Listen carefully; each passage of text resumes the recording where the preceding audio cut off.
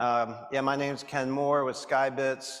I've been with the company 4 years. I've been in the petroleum industry for about 25 years, and I want to talk to you today about achieving efficiencies and sustainability using remote tank monitoring technology. And here we go. So remote tank monitoring is widely used. Upstream producers, midstream operators, oil field service providers, and petroleum and chemical distributors. So if you fit in one of these categories, or if you're just interested in tank monitoring, you're in the right room. So everyone's facing challenges every day, customer growth and retention, labor shortages, emergency outages, false alarms with tanks, and just no visibility into your tank levels, and everything being manual stick readings with tanks. This leads to high cost of delivery, and of course, safety, which has come up a lot here, is a big challenge for everybody. And because tank monitoring solves for all those challenges, it's growing at a compound annual growth rate of 36%. And just looking at the data here, there's a third party called Berg Insight. They did a report, the global tank monitoring market, and North America should ship 1.4 million units this year. This is like the whole industry, not just Skybits. And by 2025, 3.4 million new units shipped. And in terms of the installed base, you're almost 3 million tank monitors right now, and that's moving up to 7 million projected by 2025. And it's not just North America, this is global. And the reason is the ROI is the same, no matter where you are in the world. 2.3 million installed units in Europe, Asia, 3.7 million, of course that includes Australia. So it's all over. The growth rates are very similar across the world. So what is a tank monitor? We've been doing this 20 years. There's a lot of different technologies and different sensors out there that people have talked about. But the tried and true that we've landed on after a long time is a pressure sensor. And it really has three primary components. You have the telemetry that sits on top of the tank. It screws into a 2-inch opening, and that contains the cellular communication, LTE. We've actually switched to the LTE-M network, and there's also satellite available. Connected to the telemetry is a cable, and connected to the cable is a sensor, and that sensor is a pressure sensor. It comes in both ceramic for very toxic type of chemicals like bleach, but most common is actually stainless steel. And a pressure sensor is basically a diaphragm.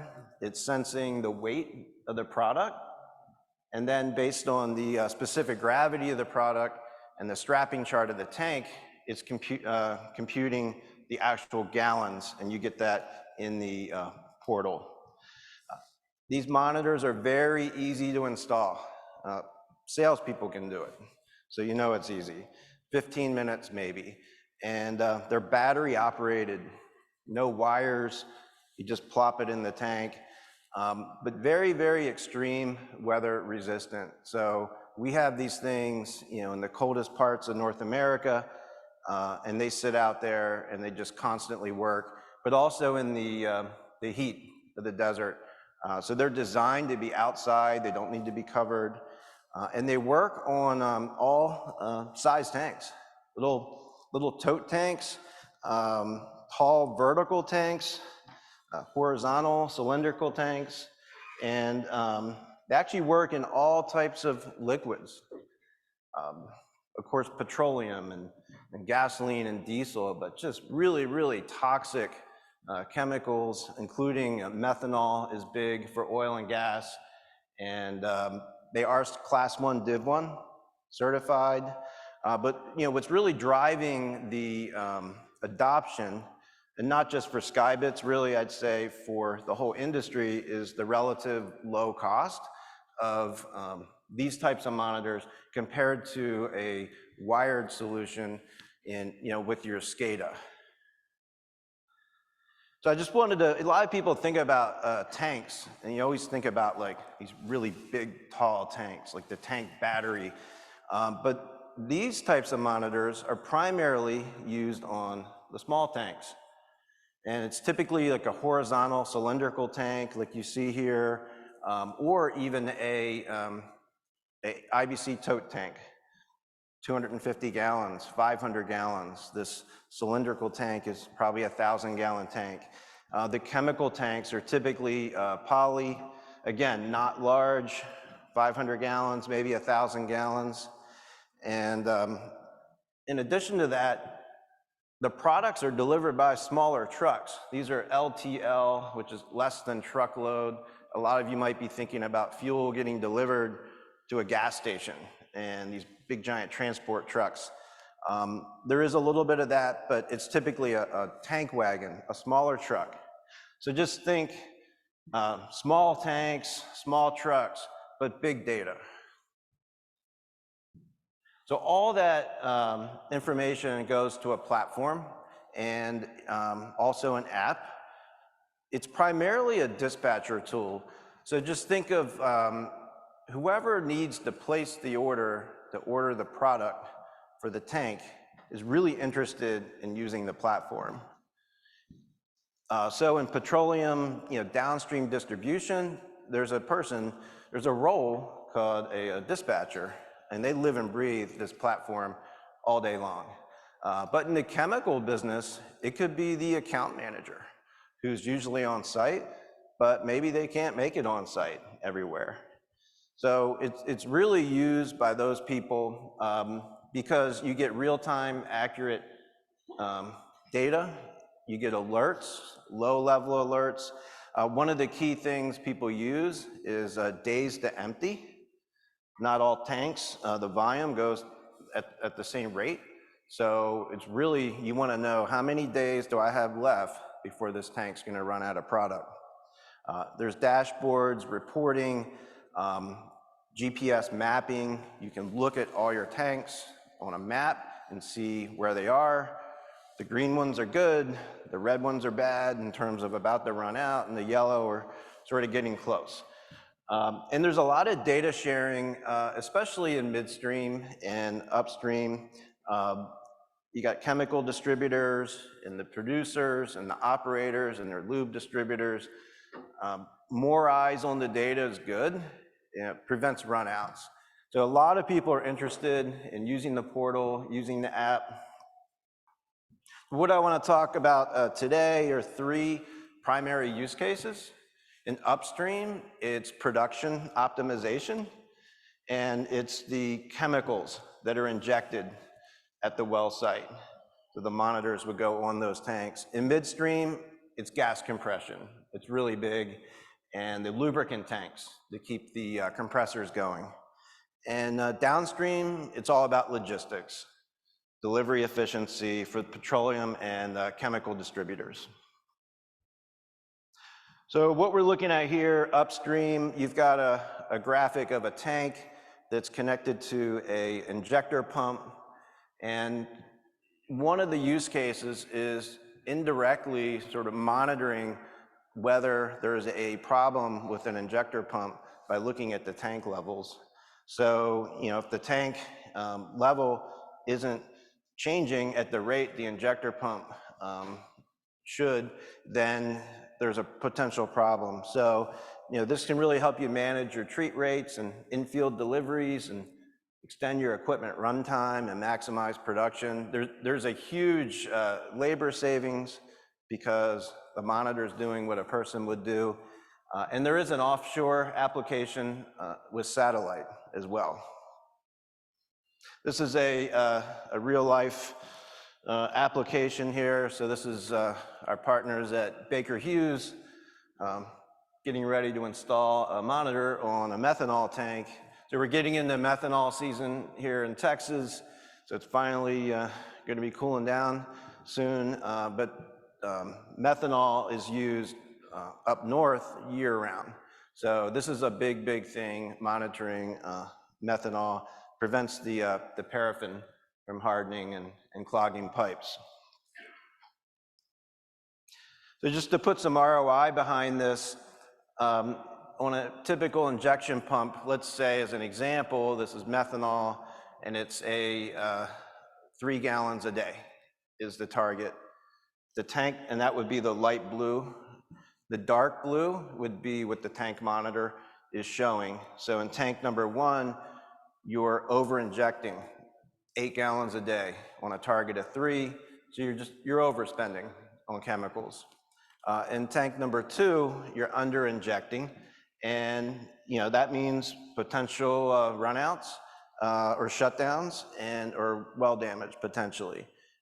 In tank number 3, you've optimized it. So there's definitely an ROI, and that's in addition to using the monitor for its core reason of not having a run out in the tank in the first place. Midstream, gas compression. This is really big and really booming right now. These gas compression stations are built all along the pipelines. You can see in this example, it's got 4 compressors. There's 2 tanks, 2 lubricant tanks for each compressor in this example. And these things just run and run all day long, and the distributors have to keep the product in those lube tanks. And so runouts are very, very costly. A lot of these locations are remote, and just to put some scope into the opportunity here, there's about 7,000 compression stations in the US. There's multiple compressors per station and multiple tanks per compressor. So you can imagine how many tanks potentially could be monitored here. And moving on to downstream. For those of you not familiar with downstream, these are the distributors, more B2B, delivering not to gas stations, but to say a construction company or a landscape company. There's a process or a term that's been used called the milk run. It's been around a long time, as you can imagine, based on the name.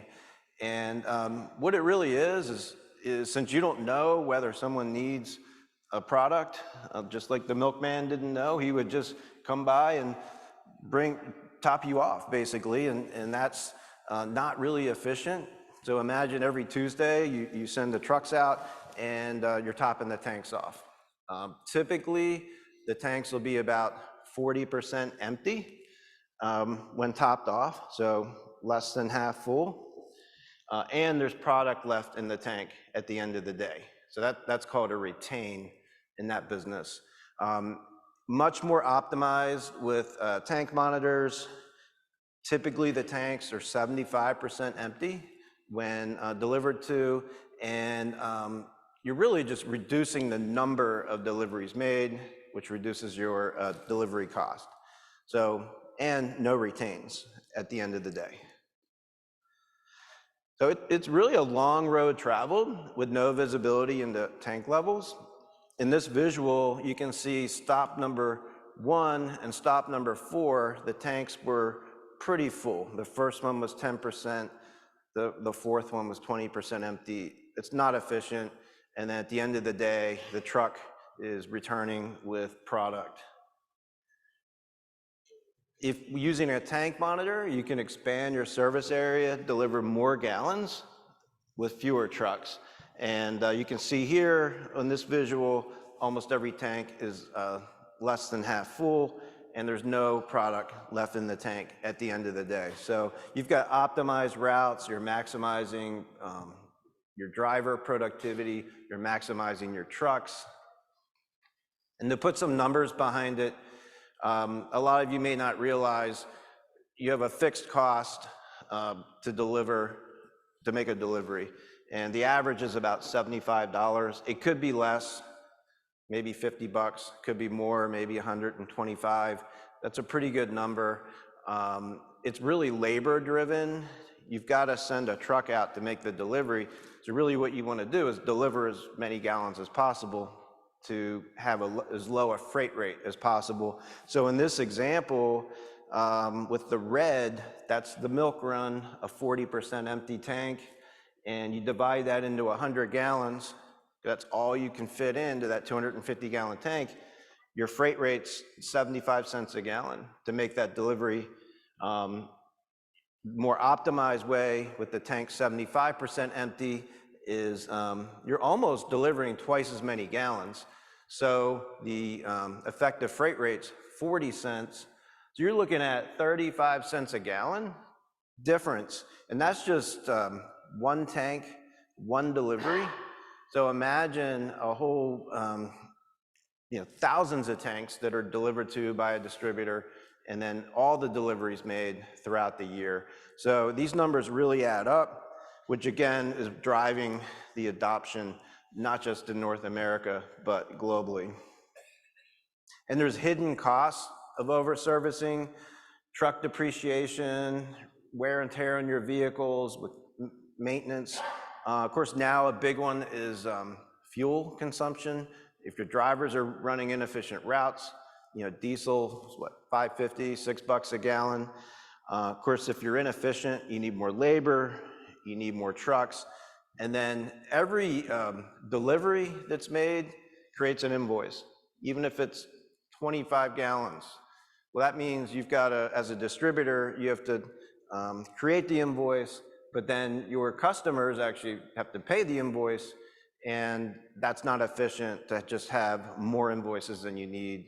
We all heard the stories about, how much it costs to write a check. So not efficient. And lastly here, I want to talk about sustainability. We have a lot of tank monitors out there, and we've done some research and determined that our customers operate 24,000 approximately delivery trucks delivering to these tank monitors. And we're improving their efficiency 35% on average.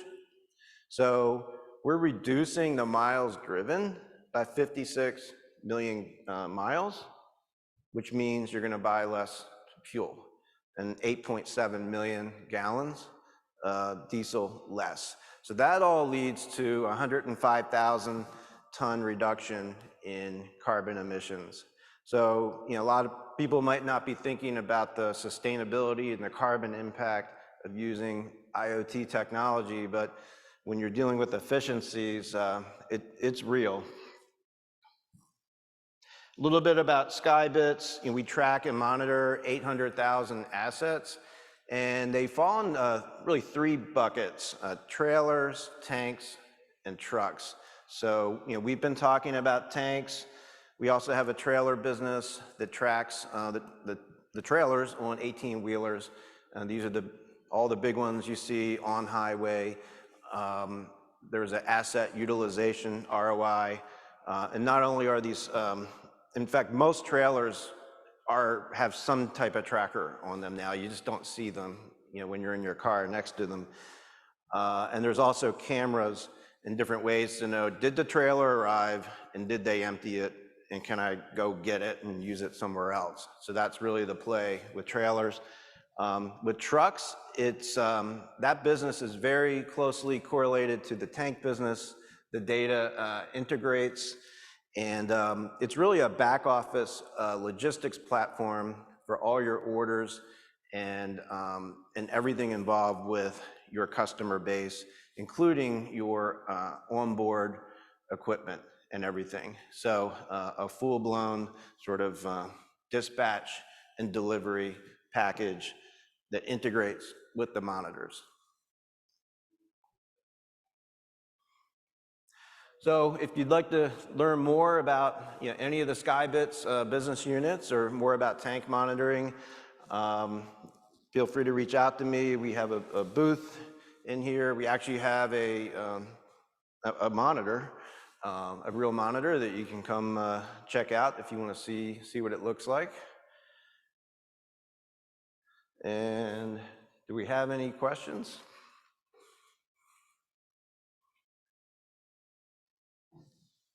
Oh, okay. What satellite does your tank monitor utilize, and is there any future plan to provide, Laura? The satellite is Asset Link, and right now we are just focused on cellular, which is what we've been using for years. We find its coverage is ubiquitous, and a lot of our customers tend to move the monitors. Like you might have a install, the monitors are on those tanks for 2 years, and then maybe now you lost that customer and now you have to move the monitor. So you really need that flexibility where the monitors will really just work anywhere. So that's sort of our position right now. Does Skybit's product come with artificial intelligence, or is it purely monitoring? And does it bring insights and alerts? Absolutely brings insights and alerts. I don't know if I'd call it artificial intelligence, but it's just real intelligence, because just actually having the data and having it presented to you in a way that that's actionable for the people that need to know about the data. Low level, critical low. It's all about, when action needs to happen. So there's a lot of those in our platform, and if you stop by our booth, we could log on to the platform and show that to any of you. Can a monitor tote be filled with grease? Well, it depends on how thick it is. It has to be a liquid for the pressure sensor to work. So if it can't act, it can be some pretty thick stuff. We were just talking about molasses with a customer, and we do that. But it actually has to be a liquid for the pressure sensor to work. And what makes Skybit's solution unique to the others on the market? Well, I'd say that the biggest thing is the overall reliability of the monitors themselves. We were first to market. We've been doing this a long time. These units are purpose-built and rugged. And a lot of companies, and there's startups and everything that have flashy dashboards and user interfaces, and we have that too. But it's kind of that old saying, garbage in, garbage out. If the monitors don't work reliably, it doesn't matter what the software platform does, because you won't have good data in there. All right, I guess that's it. Okay, thank you. All right, thank you, everybody.